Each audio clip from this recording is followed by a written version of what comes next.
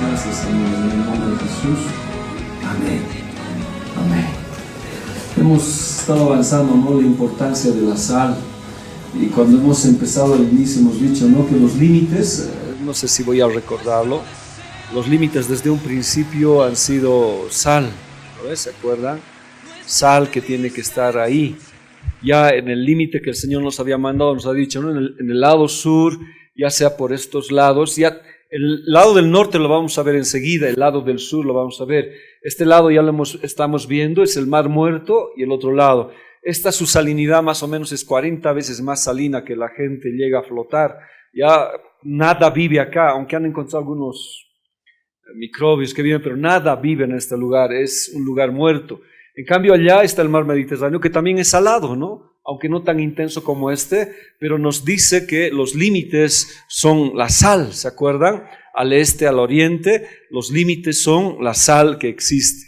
Entonces, esos límites nos dicen, ¿no?, que tiene que haber, ¿qué cosa en nuestras vidas? Sal. Y la sal tipifica para nosotros santidad, entrega, no corrupción, anticorrupción. La sal preserva, la sal hace que tengamos un ministerio de acuerdo a lo que Él tiene. Entonces, esa sal que estamos hablando es importante para los últimos tiempos. Hemos visto que a medida que pasamos la vida, muchas cosas se han corrompido, si vale el término, de tal manera que la alabanza ya no se puede discernir como es, pero no solamente la alabanza, hermanos, sino a nivel pastoral, a nivel iglesia, la situación se ha corrompido enormemente.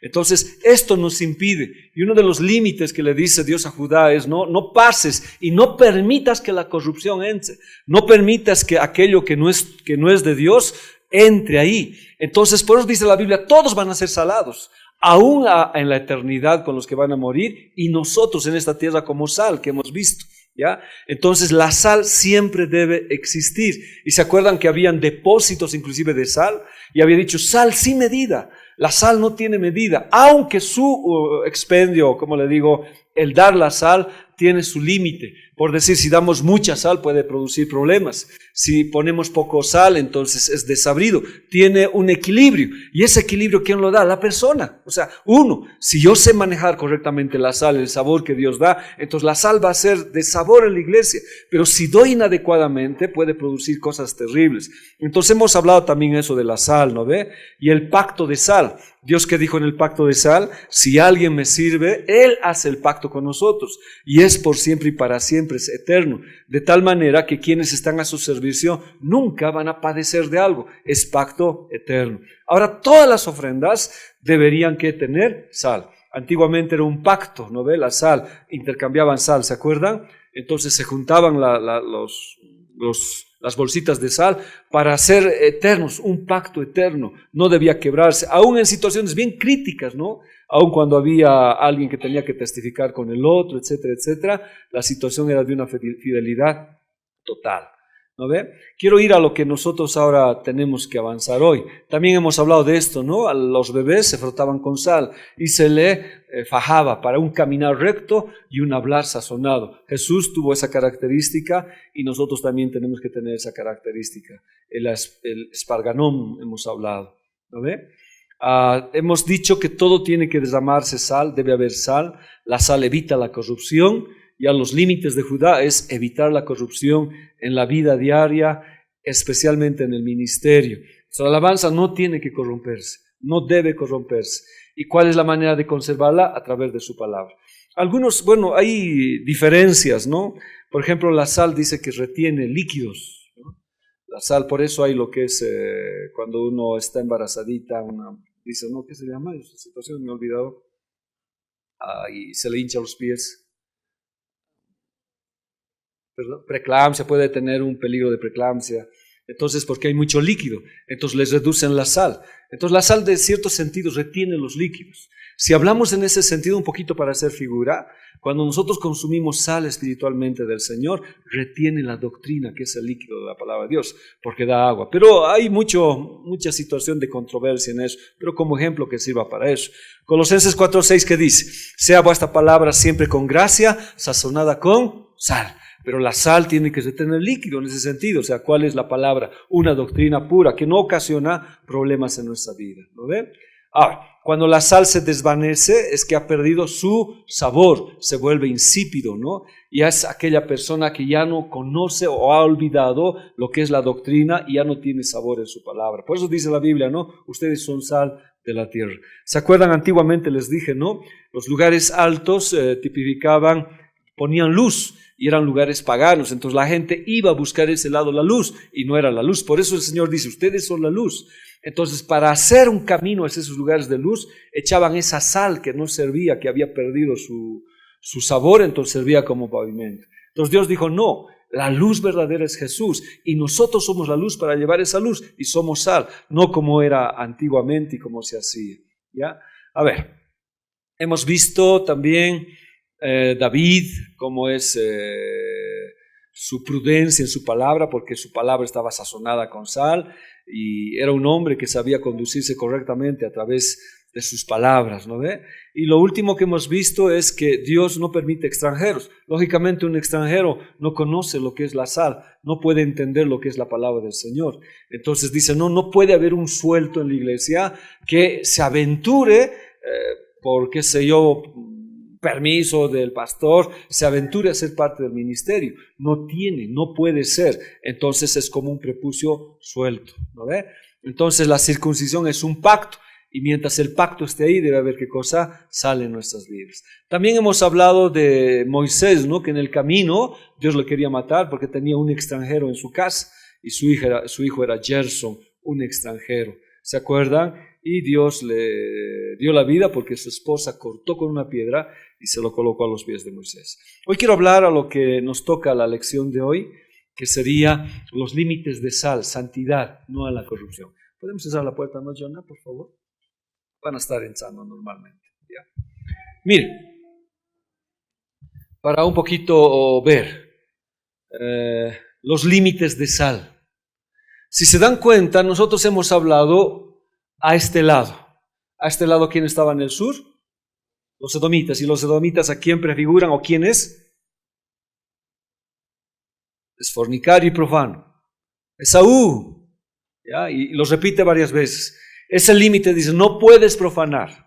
¿Ya? No puedes vender la alabanza, no puedes hacer negocio en la alabanza y tratar las cosas santas como si no fueran santas. ¿Ya? Entonces, ese límite no nos permite ir. La situación de la iglesia es santa, el ministerio es santo, tienes que tener cuidado. A este lado estaba Acabín, Bet Aben, ¿se acuerdan todo esto que era? Más aquí, si se dan cuenta, están las tribus árabes. Entonces también Dios le decía, no se te es permitido, es un límite. Más allá estaban los filisteos. ¿Ya? Por este lado encontramos a Jericó, y Jericó era una ciudad inexpugnable que tenía una situación de idolatría increíble. Betel, que se vuelve en Bet Aben, lo que hemos visto, ¿no? Perdió su calidad. Si usted va más allá, está Siquem, en Samaria, donde se corrompió todo, donde la corrupción entró y empezaron a adorar al becerro. O sea, por todo lado, Dios le había dicho, no, hay límites, tienes que cuidarte, aún dentro del pueblo de Dios, o sea, dentro de Israel. Entonces, por cada lado que nosotros íbamos, había límites donde tenía que cuidarse el pueblo del Señor. Oseas 4:15, que dice, recuerdo la lección, si fornicas tú, Israel, a lo menos no peque Judá, y no entres en Gilgal, ni subas a Bet Aben, ni juréis, vive Yahvé. Tanta había llegado la corrupción a las 10 tribus y los demás, tanto había llegado la corrupción, que empezaron a adorar, dice, sobre todo árbol frondoso, hacían sacrilegios, cosas terribles. Entonces el furor del Señor había llegado y decía, ¿cómo puede ser que las tribus hayan hecho así? Y llegó advertencia a Judá, que estaba ahí, le dice, por lo menos tú mantén la situación de santidad, de agradar a tu Dios. Entonces la primera instrucción que él dice, no entres a Gilgal, ¿ya? No te corrompas. Los límites que tienes es terrible. Por todo lado estás rodeado para corromperte. Y se han dado cuenta, es más Judá. Porque cuando el enemigo, por ejemplo, busca, es cierto, busca pastores, pero busca la alabanza. Porque la alabanza ha sido parte importante y busca a los hombres que dan alabanza. Entonces la alabanza no debería corromperse. Los límites que rodeaban a Judá, ¿qué intentaban? Corromperlo. Trataban de sacarlo de los propósitos de Dios. ¿Para qué? Para que no existiera santidad en la alabanza. Por todos los lados era el ataque a Judá para que se corrompa, ¿ya? Recordemos, Gilgal significa círculos, radar, oprobio. O sea, no entres a un círculo vicioso. Aunque en ese lugar se circuncidó al pueblo de Israel, en ese lugar también ocurrieron muchas cosas, pero por sobre todo dice, no entres a un círculo vicioso de que no entiendas la palabra del Señor. Alguien dijo, ¿no? Los que más deberían saber la palabra en la iglesia, perdón por el dicho, aparte del pastor, deberían ser los ministros de alabanza. Los que más deberían saber la palabra. Solamente ellos podían tocar en el conocimiento de la palabra.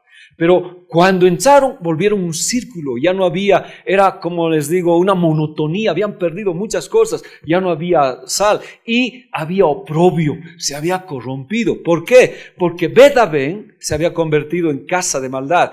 Bet-Aven en su nombre inicial era Betel, que significa casa de Dios, pero se convirtió en casa de maldad, casa de ídolo, casa de vanidad. ¿Por qué? Porque empezaron a idolatrar a los ministros de la alabanza y empezaron a tener un cambio radical en sus vidas. O sea, se creyeron personas superiores. O sea, prácticamente lo que le pasó a Lucifer empezó a suceder con los hijos del Señor. Entonces, en muchos ministerios de alabanza empezó a entrar la casa del ídolo, la casa de la vanidad, y se fue corrompiendo. Entonces, muchos de ellos fueron tentados para afuera para salir del servicio del Señor. A ver, los límites para evitar la corrupción. Oseas 4:12 lo hemos leído, dice, ¿no? Si fornicas tú, Israel, a lo menos no peque Judá y no entre en Gilgal, ni subas a Bet-Aven, ni jures vive Yahvé. Jueces 18:12. Fue el límite de ellos al lado del norte, desde el Jordán, y sube hacia el lado de Jericó al norte. Sube después al monte hacia el occidente y viene a salir al desierto de Bet-Aven. Este Bet-Aven es terrible. ¿Se acuerdan que hemos visto? ¿Ya? Bet-Aven viene de dos palabras, Bayit y Aven. Bayit significa familia, casa, palacio, ¿ya? Pero Aven significa vanidad, maldad, ídolo, perversidad, iniquidad. ¿Qué pasó? Todo se corrompió, todo. O sea, todo Israel anduvo detrás de la idolatría, de la vanidad. Agarraron ídolos, becerros, se corrompió totalmente. Entonces, por eso Dios le dice a Judá, por lo menos tú mantente firme, ¿ya? No entres a esa casa, no permitas que los ministros se vuelvan ídolos. Pero no solamente los ministros, ni el pastor, ni nadie, porque toda la gloria es para el Señor. Él es. Entonces, de pronto una familia, una casa podía corromperse por eso. Entonces, ¿qué estaríamos diciendo? Casa de familia, de vanidad, de maldad, de ídolo, de la iniquidad, de la perversidad. O sea, una casa, hermanos, se puede corromper si pasamos los límites. Y ese límite era guardar la santidad, no corromperse. Amos 5:5. Y no busquéis a Betel, casa de Dios, ni entréis en Gilgal, ni paséis a Berseba, porque Gilgal será llevada en cautiverio, y Betel será deshecha, Aven. Esa palabra desecha es Aven. Betel se va a convertir en Bet-Aven. Betel se va a convertir en Bet-Aven. Está bien, ¿no? Entonces se cambia todo. Y ese es el propósito del enemigo, hermanos. Nosotros somos casa de Dios. En este lugar lo que se tiene que dar es palabra del Señor. La alabanza debe fluir, la alabanza tiene que dar. Pero el enemigo corrompe y empieza con el pastor, empieza con los ministros. Pero como estamos hablando de la alabanza, entra hasta ahí, quiere destrozar la alabanza, quiere corromper la alabanza. Así como Lucero agarró y corrompió la alabanza y la trajo a la tierra e hizo muchas cosas. Ese es el objetivo del enemigo. Pero en este sentido, ¿cuál es el objetivo? La casa, el hogar, la casa de Dios, ¿ya? Hebreos 12:6 dice, no sea que haya algún fornicario o profano como Esaú, que por una sola comida vendió su primogenitura. Entonces, ¿qué le digo? Apenas pasaban los límites, Edom mismo entraba. O sea, pasar los límites de sal hacía que Edom penetre, a Crabín y todo eso penetraban. ¿Y a quién lo agarraban? A Judá. Y Judá, cuando traspasaba los límites de sal, de pronto entraba a la fornicación y a ser profano. Hemos visto lo que significa la palabra fornicario. Viene de la palabra pornos, ¿se acuerdan? Y viene peremení, ¿ya? Pernemí, que significa prostituto, que significa vender. Empezó a vender la alabanza. Y él se vendió por un plato de lentejas, porque vendió su primogenitura y comió una comida. Entonces se convirtió en un pornos, en alguien que vendió. el don que el Señor le había dado, ¿ya? Un don que Dios le había dado, él lo había vendido. Profano es la palabra bébelo, ¿se acuerda? De velos, umbral, que cruzó los límites, si estamos recordando. Trató lo sagrado sin el debido respeto. Entonces, apenas pasaban, hermanos, los límites, especialmente los de sal, Edom penetraba. Entonces, cuando Edom penetraba, los profanaba. Ahora, como es integral lo que estoy enseñando, no solamente profanaba la alabanza, todo lo que podía lo profanaba. Y la casa, que debía ser casa de Dios, se convertía en ¿qué? En Bedabén, casa de maldad, ¿ya? ¿Por qué era profano? Prefirió lo material a lo espiritual, ¿ya? Y se vendió por un plato de lentejas. Entonces, por eso es importante los límites de sal, porque preservan, ¿ya? Ahora, lo más terrible de lo que estamos hablando, hermanos, es que dice que esta tribu de Judá, siendo una tribu que no debería pecar, llegó a tener problemas. Por eso Dios le dice, no peque Judá, a lo menos no peque Judá. Entonces, ¿qué quiero decir? El enemigo busca ¿a quiénes? A los que tienen un ministerio.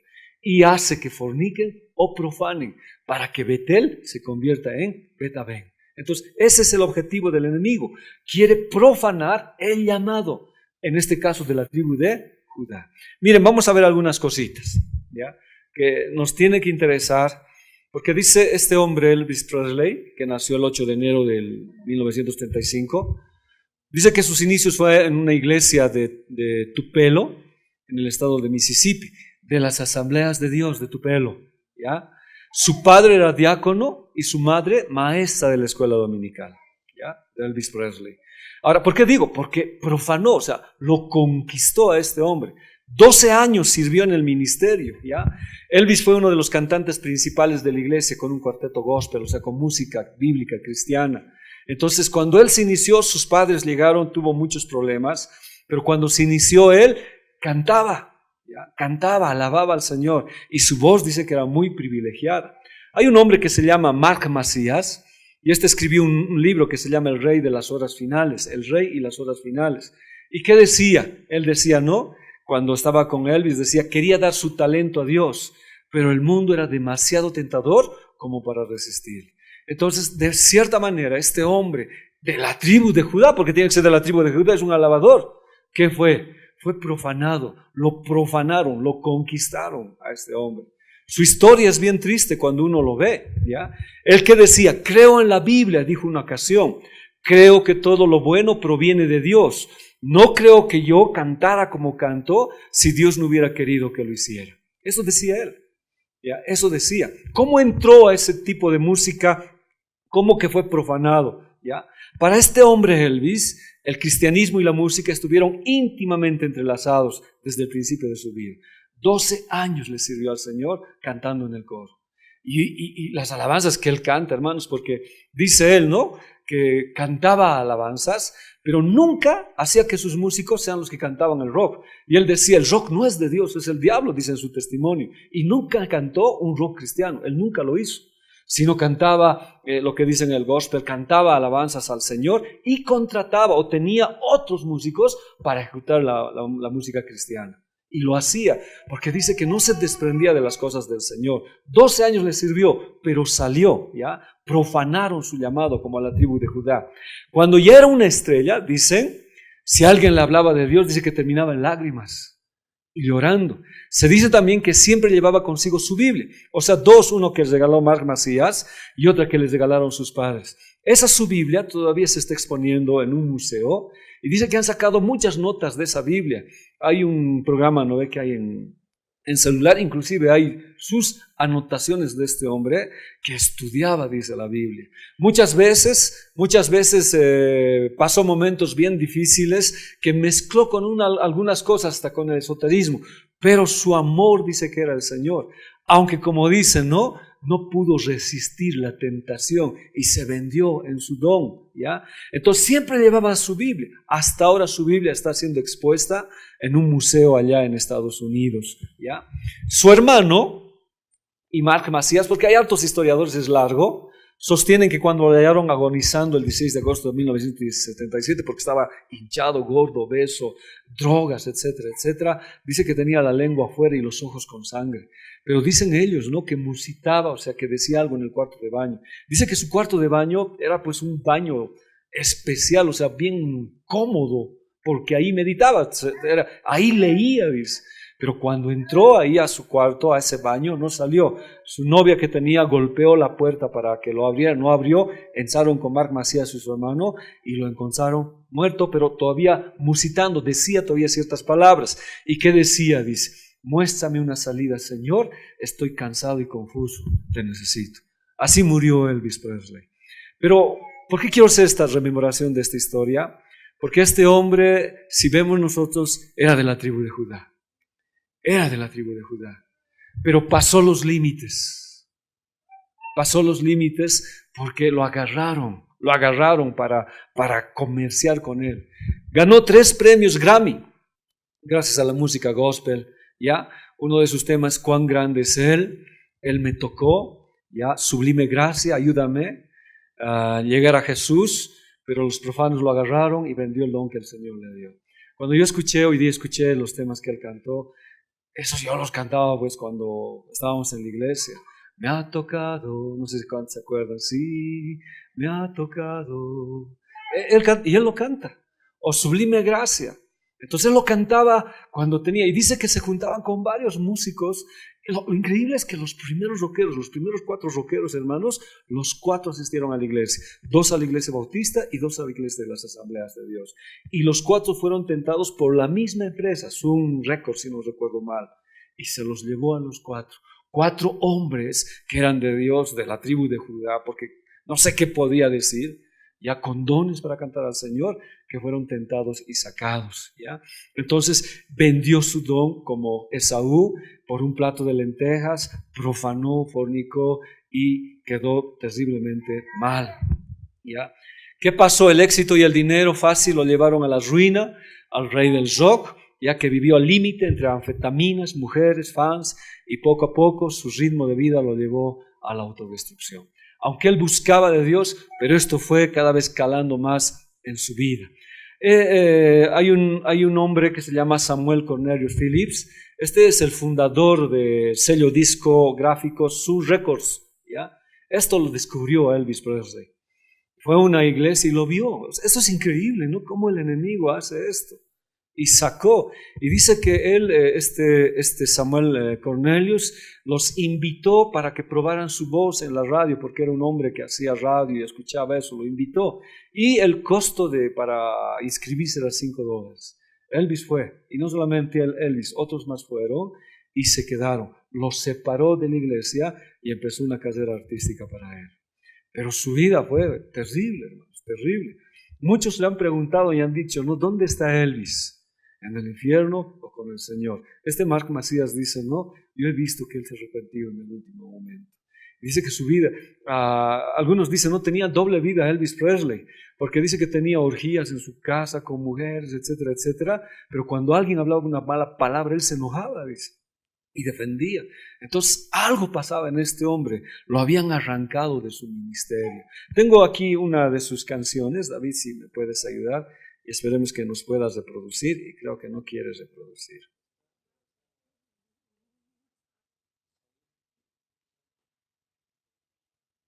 A ver, tengo unas canciones que es muy preciosa, ¿ya? Por favor, debe estar en el sonido. Se llama Sublime Gracia.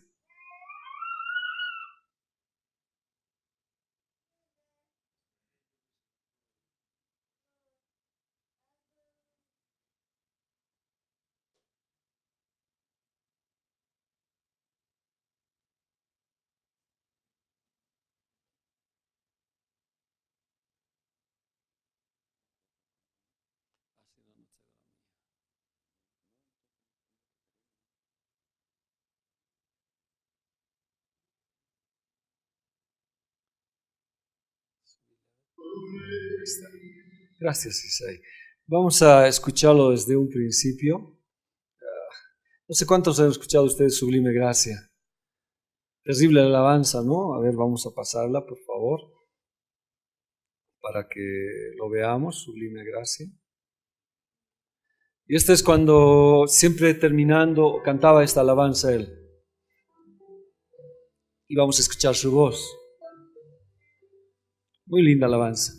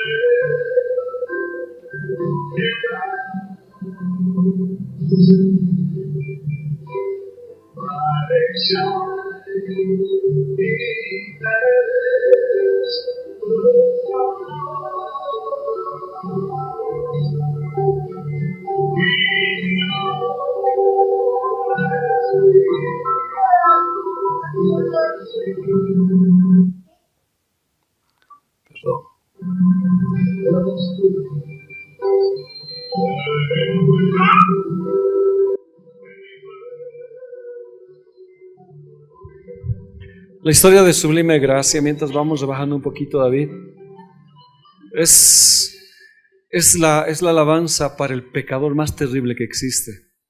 Porque dice que John Newton, el que hizo esta alabanza, era un traficante de esclavos.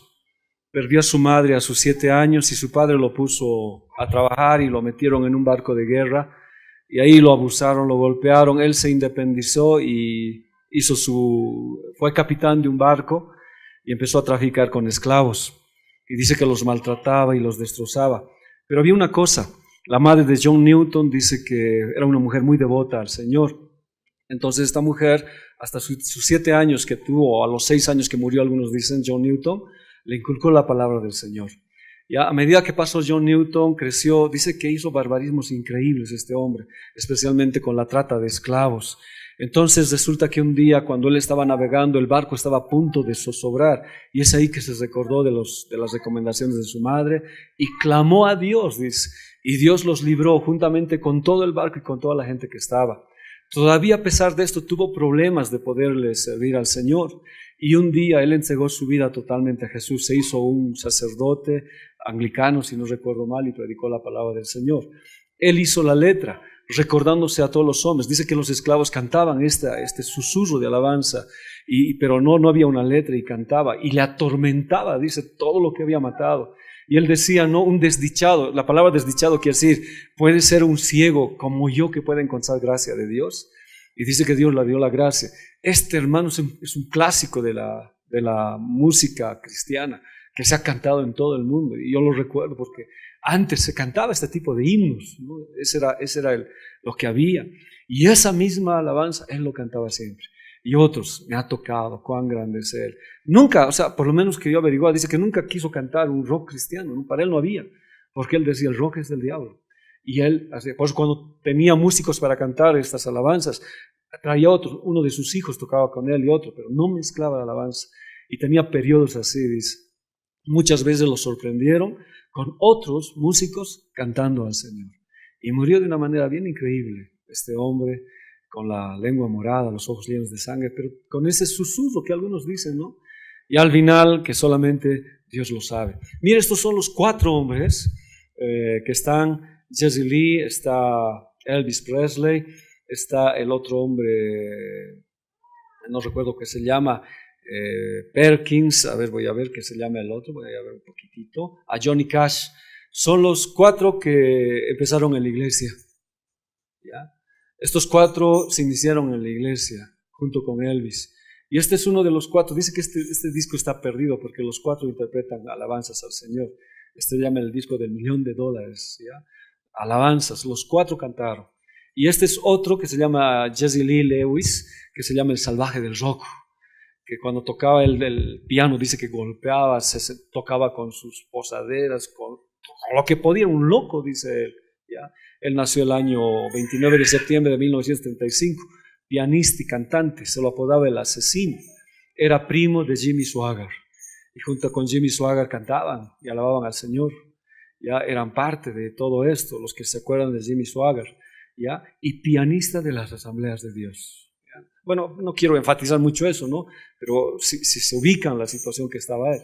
Dice que cuando ya muy niño, a los 7, era ya un eximio en el piano, vieron que se iba a desviar, entonces sus papás, ¿qué hicieron? Lo metieron a un instituto bíblico, y ahí estuvo él estudiando, hasta que un día le hicieron que cante una alabanza, y cuando lo interpretó de una manera más rápida, dice, y tocó una música mundana, que de tal manera lo expulsaron de ese instituto, y de ahí empezó su vida desenfrenada, ¿ya? ¿Qué decía él? Él decía, ¿no? Al final él dijo, ¿no? Su música condena al infierno, tanto a él como a su público condenado a ese infierno. O sea, lo reconocía. Pero miren, así igual que Elvis, miren lo que decía. Lewis dijo en una entrevista con los Rolling Stones en los años 70, yo sé el camino correcto, me han educado para ser un buen cristiano, pero no puedo lograrlo, soy demasiado débil, supongo. Hermanos, yo no sé, o sea, tal vez no puedo hablar con autoridad acerca de esto, tendría que preguntar a otros. De verdad es un lazo fuerte soltar la música y lo que está. Y él dice, no puedo, es difícil. Se casó, si no me equivoco, 7 veces. Se casó con su prima de 13 años. ¿Ya? Lo acusaron de todo. Su vida fue terrible, hermanos. Caminaba con arma en mano, andaba con cuchillos. Hasta cuando manejaban querían matar. Terrible fue su vida de este hombre. Pero cuando leemos en el fondo, él dice, no, me han educado cristiano. Y dice que él le atormentaba igual. Una de sus esposas fue su prima menor, tenía 13 años. Se casó con ella porque ya sus pensamientos ya no eran pues los del Señor, todo le había cambiado. Entonces cuando lo sorprendieron, pasaron esas noticias y él dijo, pensé que tenía 15 años, así se justifica. Entonces lo sacaron de la música y cuando murió en su casa esa jovencita, Lewis, que declaró atormentado, tenía que haber sido cristiano, pero era demasiado débil para el evangelio. Y todos tenemos que responder ante Dios el día del juicio. Entonces otra vez resumo, y estos son los 4 primeros que aparecen, ¿ya? Los 4 que son, no sé si decir los precursores de esa música, los 4 de alguna manera en la tribu de Judá, llamados para servir y para amar al Señor, con un don en su vida, de cantarle y alabarle al Señor. Pero ¿qué pasó? Lo profanaron, pasaron los límites de sal y Edom profanó, Edom penetró, y hermanos, la palabra que debía ser succionada por la tribu de Judá en Simeón, no hubo en él. Entonces fueron absorbidos, a pesar de que tenían un gran conocimiento del Señor. ¿Ya? Otro famoso, Johnny Cash, que está ahí en la misma fotografía, asistió a la iglesia bautista, porque dice que Elvis se juntaba con Lewis, porque eran de las Asambleas de Dios, y este Johnny Cash se juntaba con Perkins, que está el otro, porque eran bautistas. Entonces juntos podían cantar, dice, alabanzas, ¿ya? Entonces asistió a la iglesia bautista y se lo denominaba el hombre de negro, ¿ya? Castigó, dice, todos los rituales del paso para llegar a ser evangélico, siendo incluso bautizado por el Espíritu Santo. Ahora son comentarios que existen, ¿no? Pero tuvo experiencia pentecostal, se bautizó varias veces en agua, pero la empresa Zoom, o sea, es la empresa Zoom de ese que les he hablado, que se los lleva a sus hijos, a los 4 hermanos. Los 4 son sacados de la iglesia para estar en esta empresa Zoom. Luego, claro, Elvis va más allá, dice que ganaban dinero, pero increíblemente. Pero sus vidas, hermanos, sus vidas fueron fatales. Aunque este otro, Lewis, creo que muere más mayor y según su biografía dice que él retornó al Señor en un momento duro. Pero fue terrible de estos hombres. Johnny Cash dice, ser cristianos, ¿qué significa? Perderá algunos amigos, pero no se puede jugar con fuego ni nadar entre 2 aguas. Así que cada día se hace necesario trazar muy claramente la línea divisoria entre lo que eras y lo que debes de ser. Gente que sabía, pero como ellos dicen, era débil y no pude. Era débil y no pude. Pero yo creo que no solamente es para un ámbito de músico, sino para nosotros mismos, ¿no? Cuán tentador es el mundo. Si se acuerdan cuando hemos hablado, Satanás esperó en Moisés, tuvo la paciencia necesaria para para agarrarlo a él. Y eso hizo esa empresa. Hermanos, cuando yo hablo de esto, de verdad me sorprendo. Creo que estamos en este tiempo. Y yo estoy claramente convencido que no podemos mezclar las cosas con esto. O sea, no puedo mezclar diciendo que hay una iglesia cristiana y que tenga esta situación. Ellos mismos sostienen, no se puede manejar dos cosas. No se puede manejar dos cosas. Y creo que es sincero. Por eso ese límite era bien peligroso. Y en ese límite ellos tenían que cuidarse. Entonces, perdón, para resumir otra vez, cuatro personas, ya no he averiguado de Perkins, pero 4 personas que estaban en la música y en la iglesia, fueron ¿qué cosa? Corrompidos, fueron atraídos y siendo de la tribu de Judá, fueron destrozados en su vida. Entonces no estamos hablando, ¿no?, de algo sencillo, no estamos hablando de algo que no es una batalla, no es una guerra, no es un juego, sino de verdad es una guerra abierta que sí de verdad trata de sacar. Como les digo, no tengo yo mucha autoridad. David nos tendría que compartir, no sé, otros hermanos, tal vez hasta Juan Carlos, no sé, para decirnos de verdad cuán tremendo es. Hoy hay muchos músicos que es una polémica terrible, ¿no? Que si podían ejecutar música cristiana y estar en el mundo. ¿Puede ser posible? La polémica es terrible, pero la Biblia es clara. No puede entrar ningún extranjero. Entonces este tiempo Dios nos está llamando a arreglar nuestra situación y me alegro porque son los tiempos difíciles y no sé si las respuestas siguen siendo las mismas. Soy débil y es difícil. Soy débil y es difícil. La vida de estos fue terrible. ¿Saben una manera de vencer? Es este otro límite. Se llama el límite del río Jordán. Y esta manera ayuda bien harto. Ayuda a que podamos salir, a que podamos ser victoriosos. ¿Qué dice Josué 15:5? Ayúdame por favor. 2, 3.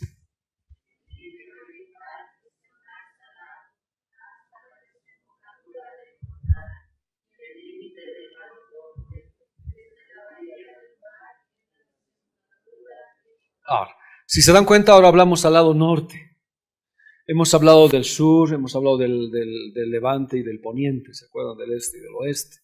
Entonces ahora hablamos de ese río. Es un río que llega hasta el Mar Muerto. Se llama el río Jordán. Y la Biblia dice, ese es un límite en el lado norte, el río Jordán. Y este límite nos habla de qué, ¿ya? La palabra Jordán es Yardén, ¿qué significa? Que desciende, Yarad. Ir hacia abajo tiene que ver con morir. Y cierto, hermanos, si no morimos en Cristo, nos van a arrastrar las situaciones, si no morimos. Vamos a morir por el otro lado. Entonces, Yarad significa descender, pero de una manera especial. O sea, quiero hablarles de dos connotaciones, dos maneras de descender. Debo descender de tal manera que me voy a humillar delante del Señor para que Él me levante, ¿ya? Tiene que ver con morir a mis pasiones, a mis deseos, ¿ya? Humildad, humillarse bajo la poderosa mano de Dios. 1 Pedro capítulo 5, versículo 6. Humíllense pues bajo la poderosa mano de Dios para que Él los exalte cuando fuese tiempo. No había otra manera de entrar a la tierra prometida a no ser que se cruce el río Jordán. No existía, ¿ya? O sea, había dos alternativas. Una, cruzarla como podías y otra, no cruzarla. Pero la idea era cruzarla de acuerdo a las cosas del Señor. ¿Se acuerdan? Hoy día cuando cantábamos decíamos, ¿no? Hay sanidad en las aguas. El domingo predicamos los misterios del agua, ¿se acuerdan? Los misterios que hay en el agua. ¿Por qué Dios ha usado tanto el agua? Y porque el agua nos habla. Y aquí es lo mismo. Podían pasar por cualquier otro lugar, pero siempre es agua. El mar es agua y aquí es el río Jordán, es agua. Y en esto nos prefigura que uno tiene que humillarse ¿a qué? A la palabra del Señor. Muchas veces va a ser muy difícil, hermanos, complicado. Obedecer a Dios en lo que Él me dice va a ser complicado. Pero si yo me humillo, si yo obedezco, voy a estar en la mano poderosa de Dios. Y Él en su tiempo, ¿qué va a hacer? Me va a exaltar. Pero la situación es descender. Es descender, es bajar. Es someterse a Dios. Y creo que eso debe ser muy complicado. Creo que debe ser muy complicado. No entiendo. Yo soy sincero. No he pasado eso. No he pasado. Tendríamos que Pedirle a David que nos hable hoy un rato, no sé si nos puedes compartir un poco, pero es que no puedo entender porque David yo no conozco. Si puedes pasar por acá, por favor.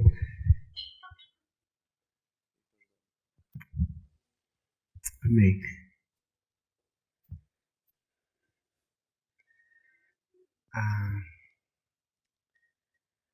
Pues no sé por dónde comenzar, es muy difícil. Pero uno de mis sueños siempre fue tocar en el mundo y que me aplaudan y ganar mucha plata, viajar, chicas, etc. Una de las cosas por las cuales a mí me encantaba y me llamaba mucho la atención, y desde muy niño siempre me ha gustado tocar.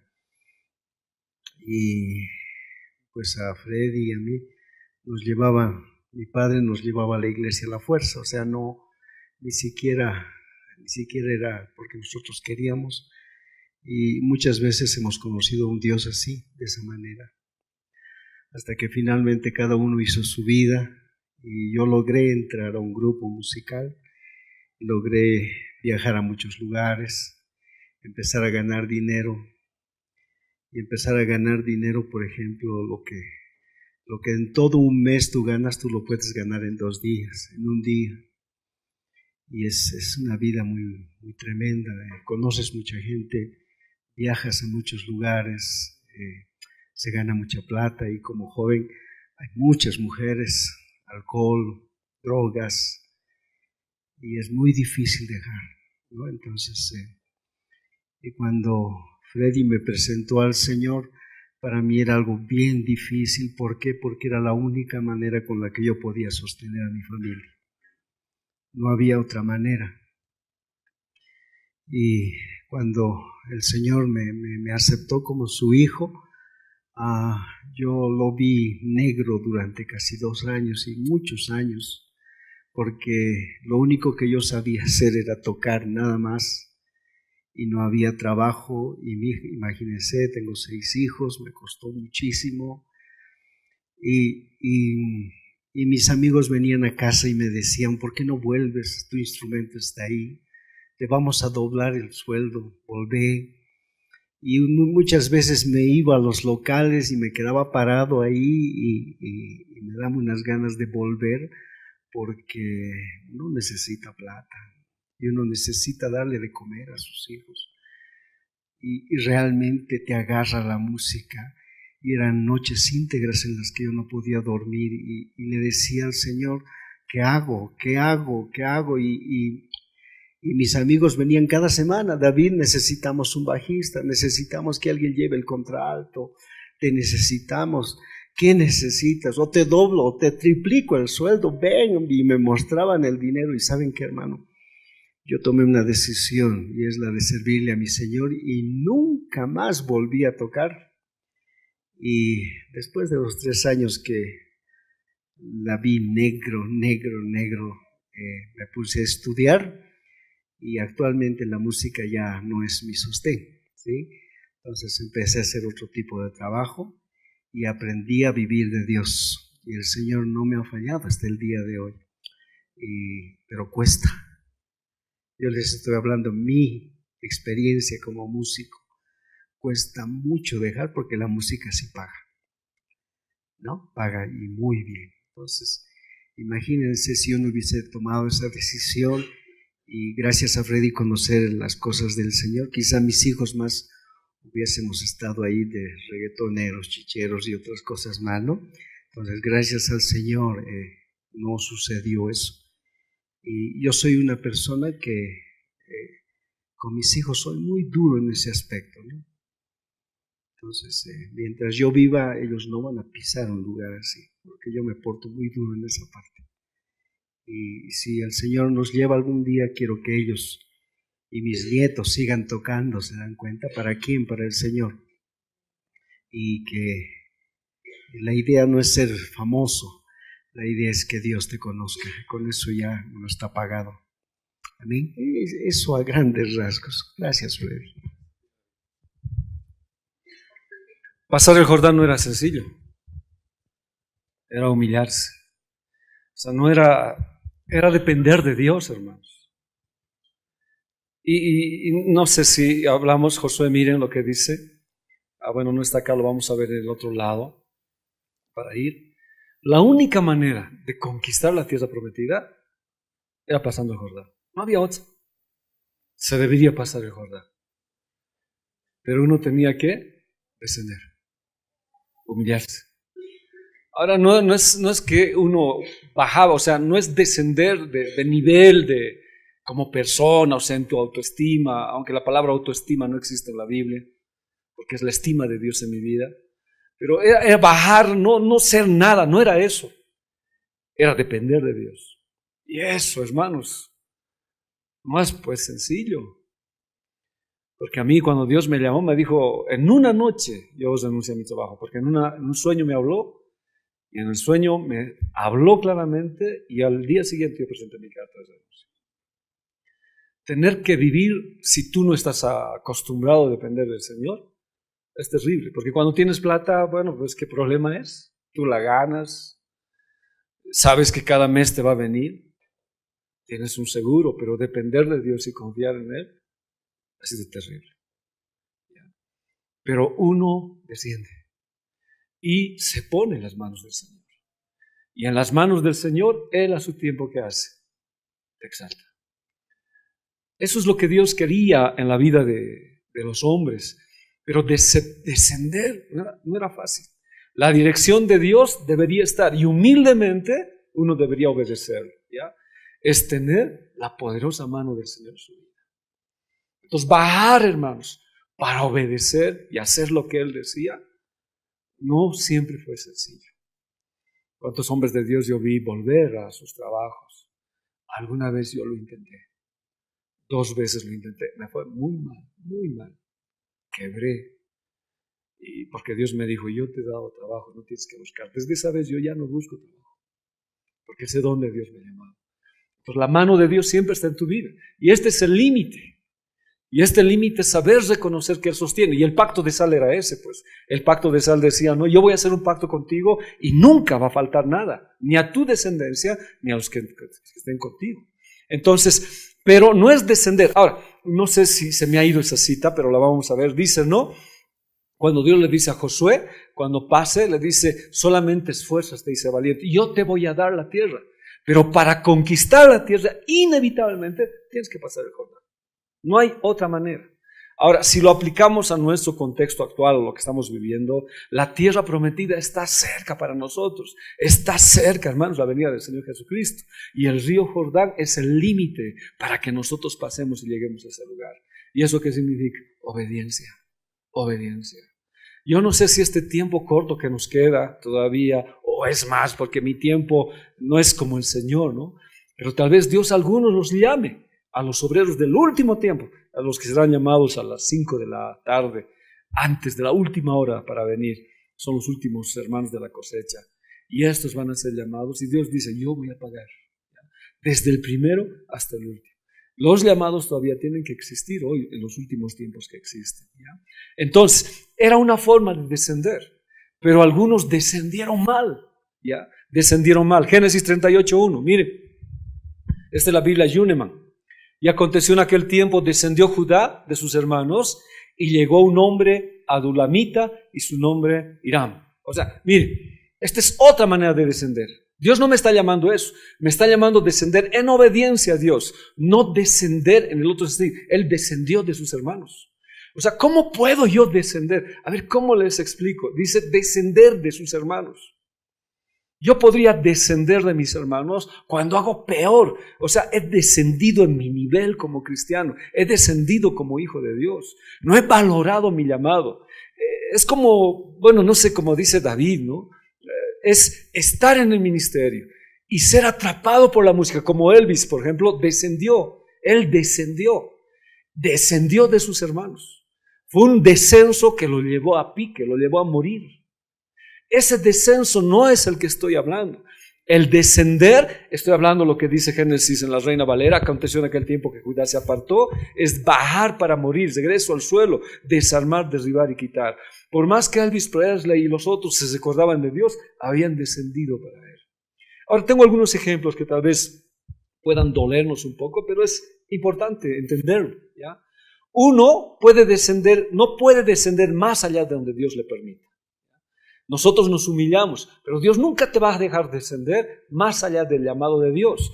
El descenso de Dios siempre va a glorificar a Dios, porque te humillas y buscas su presencia, buscas que Él te levante. Pero un nivel de avergonzar no es el que Dios busca. Por ejemplo, el de Judá es un nivel que avergüenza, porque él descendió fuera de los propósitos de Dios y bajó por el río Jordán, pero no pasó. O sea, la corriente lo arrastró. ¿Se acuerdan? Les dije, el río Jordán desemboca ¿dónde? En el Mar Muerto. ¿Y el Mar Muerto qué implica? Muerte, no hay vida. La cosa es pasar, no que la corriente te arrastre. Y en este caso la corriente lo arrastró a Judá. Ahora la historia es distinta cuando el Señor obra. A ver, vayamos al libro de Mateo capítulo 12 versículo 41. Los hombres de Nínive se levantarán en el juicio con esta generación y la condenarán porque ellos se arrepintieron a la predicación de Jonás. Y he aquí más que Jonás en este lugar, y he aquí más que Jonás en este lugar. La reina del sur se levantará en juicio con esta generación y la condenará porque ella vino de los fines de la tierra para oír la sabiduría de Salomón. Y aquí más que Salomón en este lugar. Miren, ¿qué le estoy diciendo aquí? ¿Ya? Dice que cuando Jonás predicó en Nínive, la gente no pidió señales, porque aquí pedían señal, ¿no? Los fariseos, danos señal de que eres Dios. Habían visto muchas señales, los ojos, los ciegos ver, los sordos oír, los mudos hablar, los cojos andar. Pero ellos querían una revelación del cielo, que Dios hable. Algunos querían que el agua retroceda, cosas así. Entonces Jesús les dice, ¿no? Los hombres de Nínive se van a levantar en juicio. Porque no esperaron señal, sino que cuando Jonás predicó la palabra del Señor, ellos se arrepintieron, aún sin ver al Rey de Reyes y Señor de Señores. En cambio ustedes, dice, viviendo en este tiempo, conociendo al Rey de Reyes y Señor de Señores, no se están arrepintiendo. Entonces ellos descendieron. Esta gente, estos hombres, los fariseos, descendieron porque teniendo a Jesús en su frente, no los reconocieron como Rey. Y eran hombres de Dios, descendieron peor. Y ese es un descenso que Dios no quiere. Hermanos, hoy no puede existir, o sea, no debe haber. Y yo me lo aplico a mi vida, yo quiero aplicarlo a mi vida. Y yo quiero tener mis tiempos con el Señor para venir acá. No seré hombre de oración, tal vez como muchos, pero quiero venir y arrodillarme al Señor para siempre que haya en mi vida, ¿qué cosa? Arrepentimiento. Porque Él está aquí. ¿Cómo puedo servirle sin arrepentimiento? Hay uno mayor que está aquí, dice, ¿quién es? El Señor. ¿Y cómo puede ser que la gente hoy no se arrepienta? ¿Cómo puede ser que ministerios de la alabanza no puedan arrepentirse a uno mayor que está ahí sabiendo que las cosas están mal? Por eso los de Nínive van a venir y los van a juzgar, porque ellos, sin tener esa experiencia real, aceptaron y se libraron del juicio de Dios. Ahora, este tiempo, hermanos, está existiendo dureza de corazón. Entonces uno se ha vuelto duro, no quiere arrepentirse y hace la guerra al Señor. Entonces no reconocían a Jesús, menospreciaron al Mesías, pidieron señal. En cambio los ninivitas sin señal reconocieron el mensaje de Dios. Es que digo, yo no puedo menospreciar el ministerio de la alabanza, hermanos. No puedo menospreciar el lugar que Dios me ha puesto aquí. No puedo menospreciar el ser pastor, nunca. Yo sé que estos tiempos han pasado, que alguna vez, el Señor me perdone, dije, no debería ser pastor. Me he equivocado, porque la cosa ha sido también dura. He menospreciado el llamado de Dios. Pero quedar sin arrepentimiento, eso es duro. Y la Biblia está diciendo, tienes que arrepentirte. Uno mayor está aquí. No puede ser que sigas en esa misma situación. Y los tiempos están cercanos. Ahora esto que estoy hablando, menospreciar el ministerio, tentando a Dios con señal, sin saber que sirven al Dios verdadero. Dios está con nosotros, hermanos. Él está con nosotros. Él trabaja con nosotros. Él nos da bendición. No lo tientes y arrepentite. O sea, que nunca, jamás en nuestras vidas, si tú tienes un cargo en la iglesia, si hay algo que estás haciendo, corre. Y si has llegado tarde, que sea, arrepentite, que no sea, o sea, algo como si no pasara nada. Y así quedaron los hombres. Y Jesús les dije, ¿cómo puede ser así? Nuestro corazón siempre, ¿se han dado cuenta? El hombre se vuelve así. aún con la esposa, con la pareja. O sea, el engañar se vuelve uno duro, ya no hay arrepentimiento. Entonces, cuando el corazón se vuelve duro, es peor todavía. Por eso Jesús les dice eso. Y este tiempo tiene que haber arrepentimiento. Alguien preguntó, ¿cuántas veces tengo que arrepentirme? Todos los días, cada hora y cada minuto. Porque a veces fallamos. Y lo peor es que no estamos entendiendo a quién servimos, ¿ya? Los ninivitas se arrepintieron, reconocieron el error y fueron salvos del juicio. Entonces, ese descenso es bueno.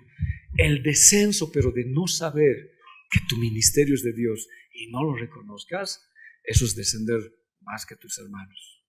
¿Cómo no puedes reconocer? ¿Cómo si Dios te ha dado este privilegio de servirlo, no lo puedes manejar bien? Eso es descender mal. Ahora, mucha gente, esto lo de Saba es terrible. Porque esta reina de Saba, antes de ir, esta reina de Saba, escuchó, dice, ¿qué cosa escuchó? Escuchó de alguien que hablaba palabras sabias, de alguien que le había pedido a Dios y Dios le había dado sabiduría.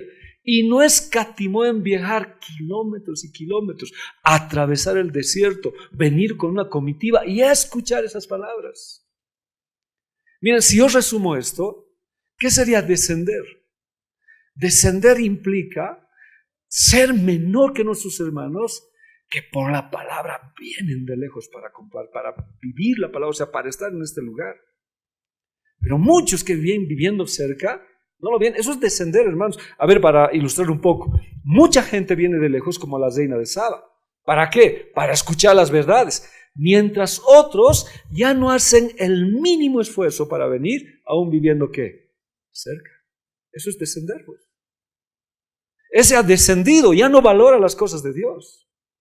Ha descendido en su valor de las situaciones. Uno tiene que amar la obra. Y hoy en día se está caracterizando por eso. Hay mucha gente que ya no tiene ese amor, ya ha descendido. Y ese no es el objetivo del río Jordán. Si fuera así, el río Jordán se lo ha llevado y ha llegado al mar muerto para quedar inerte y sin vida. En cambio, el descender a Dios es para ser exaltados, para ser levantados por su nombre. Esta reina, hermano, esta reina de Saba dice que un día nos va a venir a juzgar. A quienes teniendo la oportunidad de congregarnos y aprender su palabra, no lo hacemos. Y ya no hacemos el mínimo esfuerzo para venir. Mientras la reina de Saba hizo el máximo esfuerzo. ¿Para qué? Para escuchar ¿qué? La palabra. Ese descenso nos va a condenar. Y no queremos ser condenados por ese descenso. Ahora yo no quiero juzgar a nadie ni tocar puede hasta caer pesado el tema. Pero nunca debe morir en nosotros el deseo de servirle a Dios. Tenemos que seguir corriendo. ¿Se acuerdan de David? Les conté alguna vez, ¿no? David fue a matar gigantes. ¿Se acuerdan? Y cuando David mataba gigantes salía con su espada. Y dice que de viejito, ¿qué hacía David? Seguía con su espada arrastrando, ¿no ve? Tanto que un gigante casi lo mata. Y vino un hombre y lo defendió y lo libró de las manos del gigante. Y la pregunta era, ¿por qué David no dejaba de pelear? Porque un día descendió. Y un día cuando descendió se encontró con Betsabé. Y ese fue el declinar de su vida. Desde ese día David nunca más dejó la espada. Y dice que le hicieron prometer, David, ya no tiene. Es que él decía, no, si yo dejo la espada voy a descender. Viejito mismo siguiendo la batalla. No quería perder su pasión de servir al Señor. Y lo tuvieron que cuidar porque decía, no sea que la lámpara de Israel se apague. Hermanos, sé que muchos vamos a ir pasando una edad, pero no quisiera en ninguno de ustedes que descienda el deseo de servirle al Señor. Porque si no, has descendido y has llegado al mar muerto. Alguien mayor está aquí, es el mismo Señor. Y si no adviertes tu llamado, si no adviertes el gran privilegio que Dios te está dando, es un descenso el no comprender tan grande bendición. Es un descenso. Ahora Dios promete, Dios dice, Dios va a dar, o sea, Él lo hace, ¿ya? Otros testificarán contra nosotros, ya que hicieron el mayor esfuerzo para servir al Rey, a pesar de sus limitaciones. Sí, como pastor, no diré tanto. Sí, como pastor enseño, pero si yo no hago el esfuerzo de servirle con el mismo amor a Dios, otro con menor limitación que yo puede tomar mi lugar, por el esfuerzo que Él hace. Y ese me puede juzgar a mí. No puedo perder, hermanos. No debo perder. ¿Hasta cuándo Dios nos dará vida? ¿Hasta cuándo estaré con pastor? No debo perder. Mi pasión debe ser servirle a Él. Hoy en día muchos jóvenes, hermanos, se están pagando y están descendiendo y están bajando. Mire, mi siervo Moisés ha muerto. Ahora pues levántate y pasa este Jordán, tú y todo este pueblo a la tierra que yo les voy a dar a los hijos de Israel. Yo os he entregado, como lo había dicho Moisés, todo lugar que pisare la planta de vuestros pies. Tú vas a conquistar, vas a pasar y vas a llegar al objetivo. Pero para llegar a ser un conquistador y para que Dios te prospere, tienes que pasar el río Jordán. Y el río Jordán es humillación, es descender, es descender. Tu soberbia, tu orgullo, depender de Dios, es descender. Y el descenso llega. Para llegar a la tierra prometida y a la tierra que fluye leche y miel, deberían necesariamente pasar por el río Jordán, agua. Y dice la Biblia, ¿no? ¿Qué es lo que nos lava? La palabra de Dios.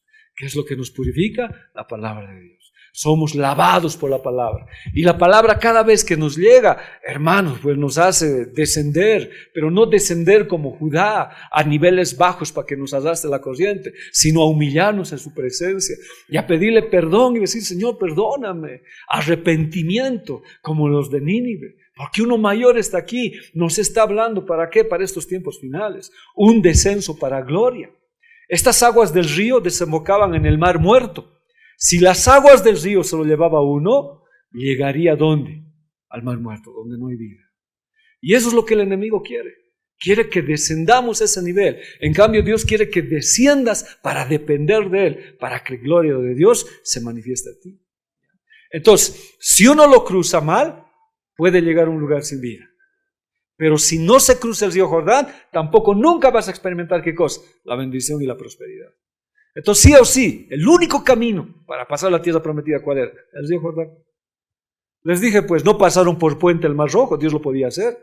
Los podía hacer volar a los israelitas al millón si Él quería. Pero Dios dice, tienen que pasar y el agua tiene que cubrirlos. Tiene que cubrirlos. Hemos hablado del huerto del Edén. Ahí había agua en todo lugar.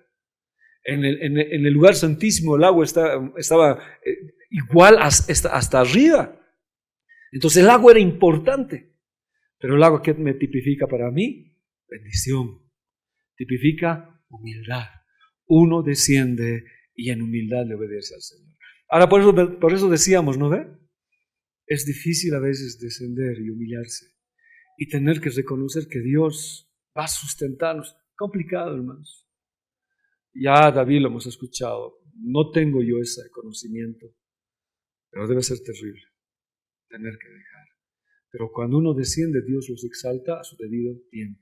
Este río más o menos recorre como 300 metros, si no me equivoco, como 3 kilómetros, desde el mar de Galilea al mar Muerto. Ya dice que al descender crea una fuerte corriente, al menos en tiempo de inundación. Otros dicen que iba la velocidad de 16 kilómetros a 20 kilómetros por hora. Entonces pasar por ahí era que se los arrastre, pues. Entonces, ¿qué necesitaba? La presencia de Dios. Y por eso dice, no, cuando los sacerdotes pisen, las aguas se detendrán y pasarán en seco. Y pasó todo el pueblo en seco para la conquista. Ese fue, y ahí llegaron a Gilgal a circuncidarse. Pero tuvieron que pasar por el lugar bajo. Ya, tuvieron que pasar ese lugar. Entonces, el morir en el Señor, ¿qué trae? Victorias. Trae victorias. Aunque no siempre es fácil morir, hermanos. Morir a nuestros deseos, morir a nuestras aspiraciones, morir a las cosas que nosotros queríamos. Gálatas, ¿qué dice? Con Cristo estoy juntamente crucificado. Y ya no vivo yo, mas vive Cristo en mí. Y lo que ahora vivo en la carne, lo vivo en la fe del Hijo de Dios, el cual me amó y se entregó a sí mismo por mí. Uno tiene que morir. Tiene que morir. No es sencillo, hermanos. No es fácil. Creo que cada uno tiene su vida en particular y un pasado que avergüenza, ¿no? Pero a veces si algo nos ha caracterizado a algunos es el orgullo. Y Dios ha tenido que hacernos descender. Y hemos tenido que descender por sufrimientos, por momentos duros. Yo creo que en VIH he descendido en qué, cuando he quedado estafado, cuando me he quedado sin nada. He tenido que descender y reconocer que la mano de Dios estaba sobre mí. Tal vez alguno está pasando un momento muy difícil y está en un descenso. Que no le lleve la corriente. Usted confía en el Señor que una vez que cruce va a encontrar la tierra prometida. ¿Ya? Uno tiene que descender en humildad, reconociendo que Él es el que hace todo para conquistar. Entonces el ministerio siempre tiene que descender. Juan que decía, es necesario que Él crezca y yo mengüe. ¿No? Juan 3:30, ¿qué dice? Es necesario que Él crezca, pero que yo. Y Juan el Bautista era el precursor. Juan el Bautista, hermanos, tenía discípulos hasta que llegó Jesús. Y los discípulos se fueron pues con Jesús. Y muchos le dijeron a Juan, pero ¿cómo? Tú eres el maestro. Y él dijo, no, esa no es mi posición. Yo no he venido para eso. Él es el importante. Es necesario que yo desaparezca, pero que Él crezca. Y en la iglesia es igual, hermanos. Es necesario desaparecer. Es necesario desaparecer. Son 31 años que yo estoy como pastor. Nunca quiero cambiar. Ahora no sé, ya ustedes tendrían que calificar, pero nunca quiero cambiar mi humildad. Nunca. Quiero pedirle siempre al Señor que me dé esa humildad, porque crecer y dejar que Él sea importante y yo tome ese lugar no es correcto. Es bien importante que Él sea el mayor. Y Juan dice eso, tanto que lo llevaron a una cárcel, pero Él entendió que el importante es Él.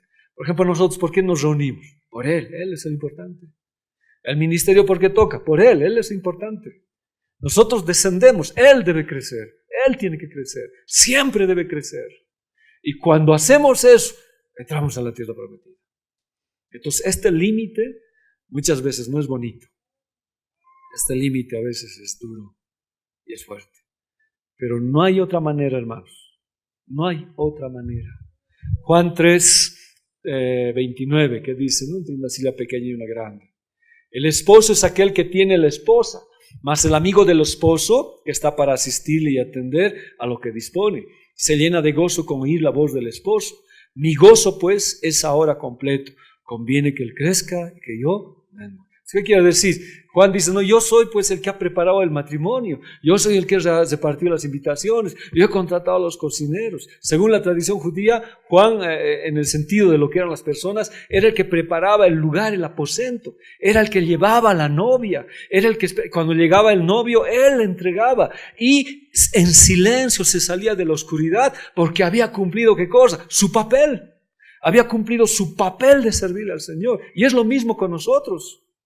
Nosotros siempre debemos darle la gloria a Dios. Él es la gloria, hermanos. Si alguna vez, a veces, últimamente con esto que están pasando, hermanos, con el internet, la gente lo está reproduciendo. Y a mí un poquito me da temor. No quiero, nunca quiero ser lo que Juan dijo. Quiero servir, quiero ocupar mi lugar. Soy servidor, soy esclavo. Él es el importante. Y cuando toda la gloria se ha llevado, retirarme para dar la gloria a ¿quién? A Él. Y eso es descenso, pero es un descenso para llevar gloria. Él es el supremo, Él es el importante. Y Juan lo sabía y lo vivía. Entonces uno de los peligros ahora, ¿cuál es? Ser importante. He conocido pastores en que no tenías que ni tocarles. He conocido pastores que ha habido tantas cosas, hermanos. A veces me llaman una hermana me dice, pastor, por favor visíteme. Y yo le pregunté, ¿y dónde estás? En Sucre. Pero no tienes tu pastor. No, me ha atendido la secretaria y hay que pagar 50 pesos y está para $1 la consulta. Yo necesito. Me fui pues a Sucre. Era a una familia que yo conocía. El ser importante puede ser bien peligroso. Estos hombres de Judá fueron atrapados porque el nivel de importancia les dio el enemigo y dejaron de que el importante y el supremo sea ¿quién? Dios. Hermanos, una de las cosas que no se nos debe olvidar a nosotros es que toda la gloria es para Él. ¿Cuántos dicen amén? Toda la gloria es para Él. Y si tenemos que descender en dolor muchas veces porque la iglesia es un trato A veces tienes que humillarte con el trato de muchos. A veces tienes que llorar. Porque no siempre la iglesia es una taza de leche. Aquí dentro de la iglesia vamos a tener problemas. Pero es bueno descender para que la poderosa mano de Dios esté sobre nuestras vidas. ¿Ya? Es bien importante. Uno debe siempre saber su lugar, el que nos corresponde. Y el que me corresponde a mí es siervo. Ese es mi lugar que me corresponde. Lucero se tomó otro lugar. Y el lugar que le corresponde al Señor, yo lo debo saber siempre. El día que yo me pase al otro lado, va a ser el día que arruine mi ministerio. Y no lo permitan, hermanos, ni ustedes. Ayúdenme. Si es que queremos conquistar nuestra tierra prometida, tenemos que cambiar, ¿qué cosa? Nuestros pensamientos. Tiene que morir los pensamientos nuestros y tiene que reinar, ¿qué? Los pensamientos de Dios, ¿ya? Esa cita está en Romanos 12:12, ¿no? Dice, no os conforméis con este mundo, sino sean transformado vuestro entendimiento para saber cuál es la buena, perfecta voluntad de Dios. Entonces, cruzar el Jordán, ¿qué es? Es estar dispuesto a renunciar a nuestros pensamientos, a lo que pensamos que es correcto y depender del Señor totalmente. Por ejemplo, una forma de cruzar el río Jordán que es, tal vez Dios te diga, a un joven le diga, no es tu pareja. Va a tener que cruzar pues el río Jordán y obedecer a Dios. Pues les digo, no es sencillo, pero tampoco es imposible. Se puede pasar. Y una vez que pases, encuentras la tierra prometida. Cualquier costo que paguemos por cruzar el río Jordán no se compara pues con las riquezas y la gloria que nos espera. Entonces es un tiempo muy especial, hermanos. Este es el último límite que estamos hablando, ¿ya? Hay 102 ciudades, creo que son. Hablar de todas ellas va a ser largo, pero vamos a seguir estudiando. Que el Señor nos ayude. Límite de sal, límite del río Jordán. Y todo se refiere a ¿qué? Al ministerio de la alabanza, ¿ya? Pero integralmente se refiere a ¿quiénes? A todos nosotros. Entonces que el Señor nos ayude. Valore el ministerio que Dios le ha dado. Valore que en su vida siempre haya arrepentimiento, siempre haya lágrimas. Que tengas un corazón de carne y no un corazón de piedra. Porque si tu corazón se endurece, es difícil. Es difícil. Y hermosa gracia es esa canción que hemos escuchado, es para el peor pecador que existe, pero que la gracia infinita de Dios vino a salvar. Y ese hombre recibió un regalo especial. Aquí quedaremos, hermanos.